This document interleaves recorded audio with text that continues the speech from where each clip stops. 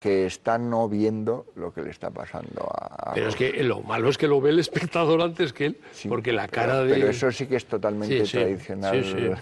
Sin embargo, hay una secuencia antes que ahora no recuerdo, que hay una risa histérica de Vera Miles, que vamos, que es un antecedente clarísimo de su trastorno mental. En la segunda escena del abogado, donde ella se está tocando el brazo, y ahí es donde vemos ya que algo ocurre dentro de su cabeza, es Hitchcock total, porque estamos escuchando una conversación sobre el flemón, creo, o alguna de las posibles... que está muerto también el otro testigo, es cuando ya le da el ataque. Sí, le da el ataque de risa.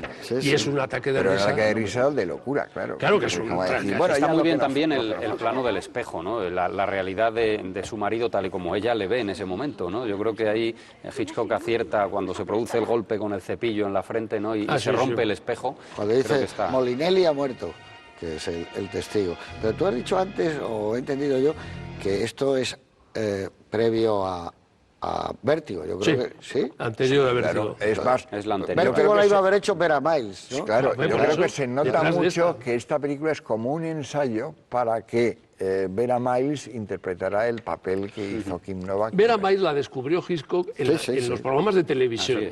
Y le fascinó porque era la sustitución de Grace Kelly. Es muy curioso que en esos años hay dos directores que están fascinados con Vera Miles, que no era una mujer estupenda, pero no particularmente estelar, digamos, nunca lo fue. Que era John Ford. Eran Ford y Hitchcock, dos tipos muy diferentes, pero que se la estaban prácticamente turnando. Y están en el año 56, está haciendo Centauros del Desierto y y luego ella está en Psicosis después de haber fallado en Vértigo y está en Liberty Balance. O sea que es un elemento sumamente curioso. En el capítulo pasa que Vértigo se estrena en España el 59. Sí, como era habitual con retraso. Vértigo, de todas formas, no la hizo Vera Miles porque estaba embarazada, cosa que le reventó a Hitchcock, que le fastidió todo el proyecto. Que la puso verde.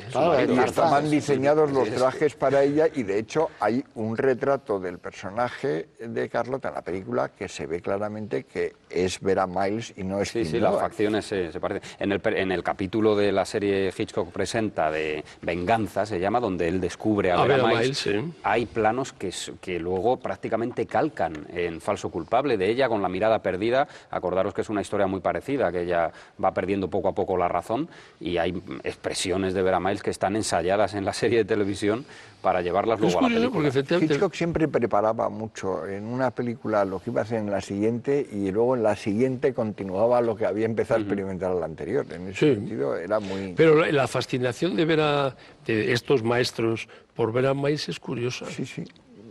La verdad es que era una actriz buena y era guapa en sí misma, pero tenía parece que era muy modesta y que no quería ser vistosa. Sin embargo, cuando tuvo que sustituir a Vera Miles por su embarazo en Vértigo por Kim Novak, luego Hitchcock la puso verde, porque era ese tipo de mujer que él detestaba.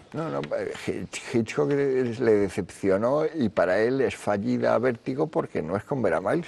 Claro, pero es que además una de las cosas que le molestaba de Kim Novak, yo creo que era su belleza, porque hay una frase que dice, no sé en cuál de las declaraciones, que le reventó cuando descubrió que llevaba aquellos suéteres y que no llevaba sujetador.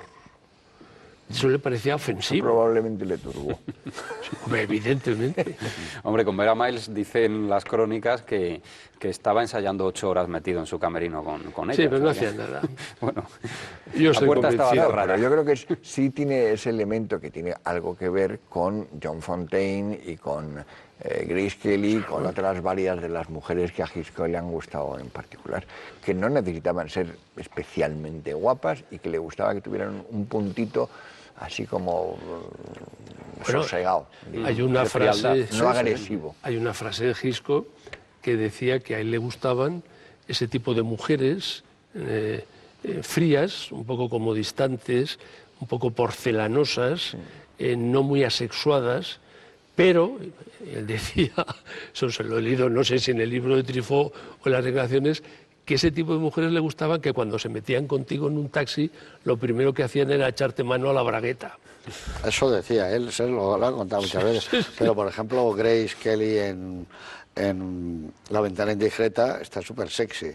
los besos esos que aparece en primer plano. El que dices de los besos de encadenados. Por eso digo que no era esa cosa punto frío. No, pero es el aspecto.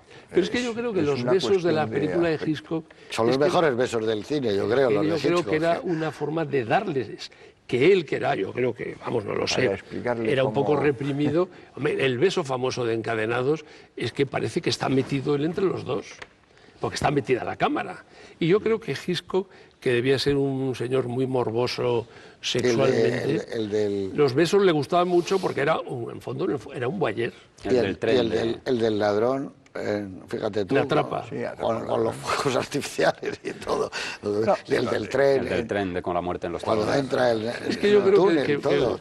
De todas maneras, de una época en la que los besos eran más importantes también en el cine y probablemente en la vida, ¿no? Pero aquí cuando retira Vera Miles la cara que decías antes, él la besa en el cuello. Y por eso a mí me recuerda a Ordez. Es muy vampírico. Es vampírico pero total. tiene algo que ver. El beso famoso de Dreyer también es en el cuello, que no es un beso, es un mordisco. Sí, tiene mucho que ver esas primeras escenas. Y todo eso unido con lo cotidiano, el teléfono ese que había el modelo que se llamaba 300 de baquelita negra, que eran los teléfonos. Entonces, como había la nevera, luego tenías la sensación... A ti las neveras desde siempre España, te han impresionado a mí me ha impresionado porque en España no había. Entonces, por eso. todo lo que había en España, cuando veías veías esta gente que tenía problemas, decías, tienen coche. Pero ¿cómo con coche? El coche no tenía nadie. Y fíjate tú, y tienen una nevera y tienen una cocina donde puedes comer. Todas esas cosas aquí eran poco habituales. De la nevera la fresquera. La fresquera. Hay una cosa muy curiosa en esta película que yo creo que no prueba nada más que la exactitud y el realismo de Hitchcock, y que le exigía siempre en las reconstrucciones, aunque fueran en Hollywood, a los directores artísticos y demás. Yo he estado en Estados Unidos, en el este, en el 52, que es cuando ocurre la acción de la película, y en el 56, que es cuando se filmó. Y todos los objetos que salen son reconocibles, idénticos y así. Claro. O sea, la cocina, tú ves la cocina y todo lo que hay allí era algo que existía en ese momento y que era tal cual. Es una cosa así. Bueno, Antonio Jiménez Rico, a ver, elige el momento. ¿Ya lo tienes elegido? No, ¿verdad? Pues tengo dudas. Hombre, a mí la escena del pasillo esa, como ya le he dicho, no la voy a repetir. Cuando se cruzan los dos atracadores, el falso y el auténtico, y sobre todo cuando se cruzan las dos señoras impresentables.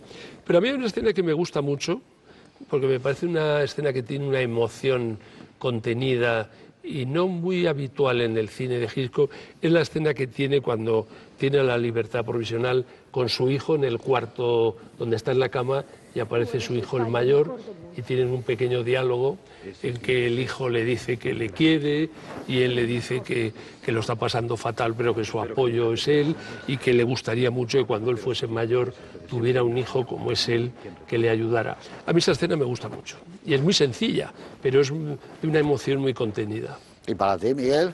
Pues a mí casi el plano final de imagen de la película, el gesto que tiene de irrecuperable por completo Vera Miles en ese momento, a mí me produce verdaderos escalofríos. O sea, me da la sensación de que, bueno, ya se ha aclarado el asunto, este hombre queda inocente, pero le han hundido la vida y a ella le han hundido para siempre. Y por mucho que salga el cartelito y diga que a los 2 años, la imagen te hace dudar absolutamente de ese happy ending cogido por los pelos. Y yo creo que además está impresionante absolutamente. Ella. Víctor. Yo creo que la obsesión de Hitchcock, siempre lo dijo desde niño, era la policía y especialmente el sonido cuando se cierra una reja de una celda, así que me quedo con el momento en el que Henry Fonda ingresa en la celda. Desde este lado vemos cómo se cierra la reja, el ruido se percibe a la perfección y a partir de entonces él comienza a echar un vistazo a las 4 paredes que tiene delante, donde va a pasar las próximas horas sin comprender absolutamente nada de por qué está en esa situación. Esos planos de Kuleshov se asoma, me parece que es la cámara, se asoma a través del... Así es, y vemos los encuadres desde abajo del techo, las rejas. Me parece que eso refleja la obsesión de Hitchcock por el temor a la autoridad, ¿no? al poder. Ahora, si ahí hablas tú de encuadres, si hay un encuadre famoso es el arranque de la película con Hitchcock entrando en cuadro y dice, soy Alfred Hitchcock, esto que van a ver ustedes. Eso es impresionante. Sí, sí, es una maravilla, ¿no? Pero que no corresponde a esta película. No, pero es para una película de terror. No, es impresionante, pero es hecho de noche, plano nocturno, él saliendo y diciendo, esto es otra cosa, no van a ver ustedes. Aparte que la versión que hemos visto, yo creo que no está traducido, ¿no? Sí, pero yo cuando la vi en español sí, estaba yo también, español. Pero que en la versión que han visto los espectadores... Sí. This is Alfred Hitchcock, está en puro ¿no? inglés, así, no la han subtitulado. Pero eso está muy bien. Y luego es muy bonito el momento del atraco, que por eso dice Miguel, y no me extraña, le recuerda, por ejemplo, cosas de Casabel, Gloria y ese mundo neoyorquino, que lo hemos visto muchas veces, entrar en esos drugstores, llenos de licores y todas esas las tiendas de licores, todo ese mundo que está allí, que puedes además, entrar. Lo que es más gracioso es que se nota que Henry Fonda nunca ha entrado en una tienda de licores de verdad. No. Decías antes lo de la nevera y todo eso, pero ¿quién tenía entonces una póliza de seguros, no? Bueno, que además es, yo creo, el más la muerte de un viajante. Tenía 4. Sí, de los 2 niños, bueno, este era un potencial. Sí, pero eso era la manera de vivir que tenían los americanos entonces con lo de los seguros. Y lo que él trata es como de hipotecar la póliza de seguros, ¿no? Para... Sí, claro, que le den un adelanto sobre lo que tiene. Pero ¿qué póliza debía ser más casposa? Que había dificultad con $300. Sí, bueno, claro, pero es que están usando unas cantidades, bueno, muy reales, muy pequeñas, pero que por otra parte, al cambio entonces... El atraco eran $70, ¿no? Eran una sí, todo el lío que le pasa a él es por ser... Vamos, hombre, el robo, en este país por 70 euros estás en la calle... $70, claro. Nunca ha habido en el Store Club un tipo trabajando el contrabajo como Henry Fonda. Eso es impresionante.